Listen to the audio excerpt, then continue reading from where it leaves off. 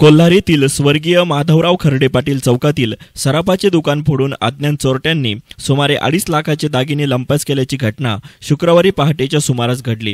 याबाबत सविस्तर असे की कोल्हारीतील स्वर्गीय माधवराव खर्डे पाटील चौकातील ग्रामपंचायतीच्या कार्यालयासमोर सोमनाथ निवृत्ती अडाणी यांच्या संजीवनी ज्वेलर्स या सोन्या चांदीच्या दुकानाचे कुलूप कटावणीच्या साह्याने तोडून 3 अज्ञात चोरट्यांनी दुकानात प्रवेश केला। दुकानातील 2 पैकी 1 सीसीटीव्ही कॅमेरा तोडून त्यांनी दुकानातील सुमारे 2.5 लाख रुपये किमतीचे चांदीचे दागिने लंपास करून पोबारा केला।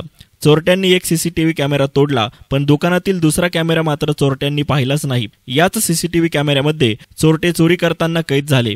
चोरट्यांनी चेहऱ्यावर रुमाल बांधला असल्याने चेहरे ओळखण्यास अडचण येत आहे। या प्रकरणी लोणी पोलीस स्टेशनला गुन्हा नोंदवण्यात आला आहे। याविषयी संजीवनी ज्वेलर्सचे मालक सोमनाथ अडाणी यांनी अधिक माहिती दिली। सोमनाथ निवृत्ती अडाणी, माझं संजीवनी ज्वेलर्स कोल्हारमध्ये दुकान आहे। त्याची रात्री 2:45च्या दरम्यान 3 चोरट्यांनी दुकान फोडलं, सीसीटीव्ही तोडले आणि 3 ते 4 किलो चांदी चोरून नेली, मोरण्या नेल्या, देव नेले, जोडवे नेले। आम्ही जेव्हा सकाळी दुकान उघडायला आलो त्यावेळेला लक्षात आलं की आपली इथं चोरी झाली। चोरट्यांनी कुलप वगैरे तोडून टाकलेले होते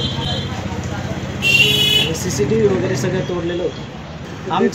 परत आम्हाला चोरीचा माल मिळावा हीच अपेक्षा आहे। न्यूज रिपोर्टर साईप्रसाद कुंभकर्णसह गणेश कुंभकर्ण, S9 मीडिया, कोल्हार।